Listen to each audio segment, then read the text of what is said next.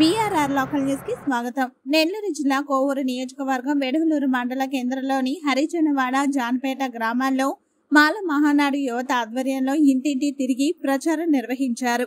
ఈ సందర్భంగా జిల్లా యువత అధ్యక్షుడు బల్లి శరత్ కుమార్ మాట్లాడుతూ వేమిరెడ్డి ప్రభాకర్ రెడ్డికి దళితులు అంటే చిన్న చూపు, అక్కడ దళితులకు గౌరవం లేదు, అందుకే దళితులంతా ఏకమై వేమిరెడ్డి దంపతులను ఓడించాలని ప్రజలను కోరారు.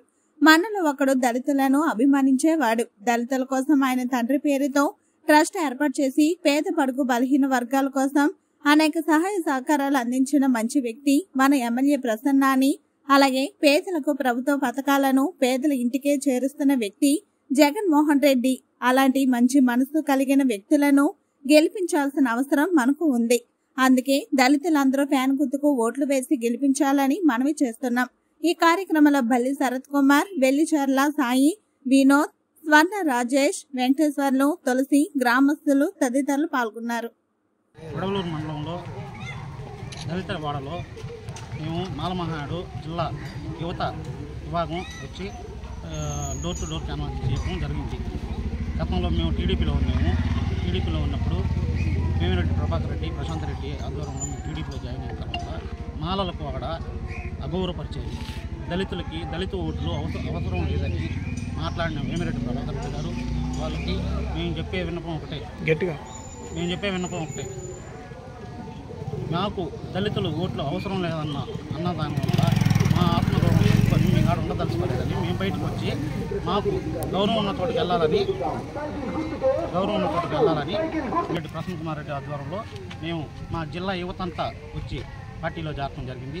మేము వేమిరెడ్డి ప్రభాకర్ రెడ్డి గారికి చెప్పడం ఇదే. వేమిరెడ్డి ప్రభాకర్ రెడ్డి గారికి మేము చెప్పే విన్నపం ఏంటంటే, మేము మీకు ఓట్లు ఇవ్వము, మా ఓట్లు మీరు వద్దన్న దానికి ప్రతి హరిజనవాడ తిరిగి నల్లపరెడ్డి ప్రసన్న కుమార్ రెడ్డి గారిని అత్యంత మెజారిటీతో గెలిపించుకుంటామని మేము చెప్పడం జరుగుతుంది. మిత్రులందరికీ నా ధన్యవాదాలు. ఈరోజు వెడవలూరు గ్రామంలో మాలమహానాడు యువత ఆధ్వర్యంలో క్యాంపెయినింగ్, ప్రసన్న కుమార్ రెడ్డి ఆధ్వర్యంలో క్యాంపెయినింగ్ చేయడం జరిగింది. ఎందువల్లంటే గతంలో టీడీపీలో ఉన్నటువంటి మాలమహానాడు యువతంతా కూడా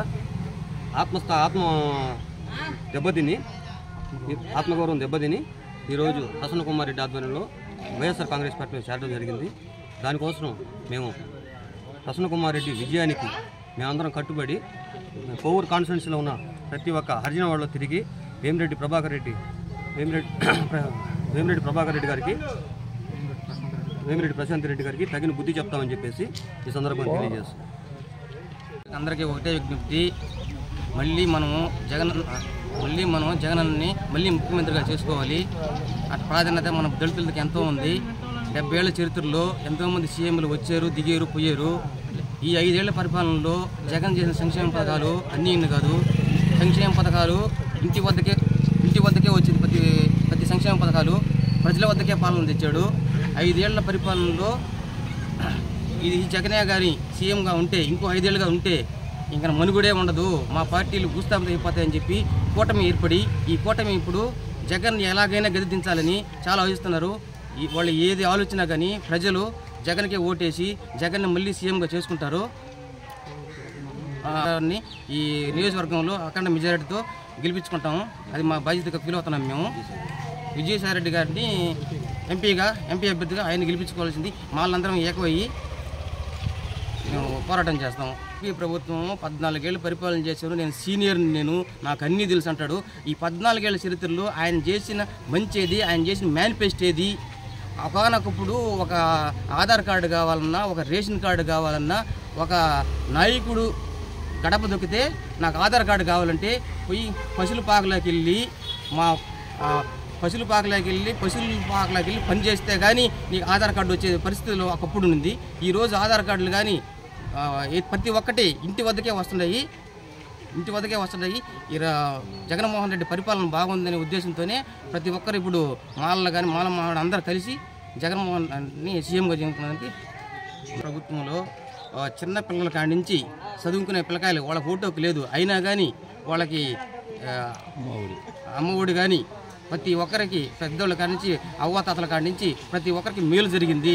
ఏ ప్రభుత్వం ఒక 45 సంవత్సరాల ఒక మహిళని అడిగితే, అయ్యా 45 సంవత్సరాలు నాకు నా డబ్బును చూసి చూశానయ్యా, 3 పూటలు తిండి తింటున్నానని చెప్పిన మహిళ. అటువంటి మహిళలు ఎంతోమంది ఉన్నారు, అవ్వాతాతలు ఈరోజు ఆనందంగా ఉన్నారు. కానీ ఈ వైఎస్ లేదు. అందుకని జగన్ ప్రభుత్వం రావాలని మళ్ళీ కోరుకుంటున్నాం.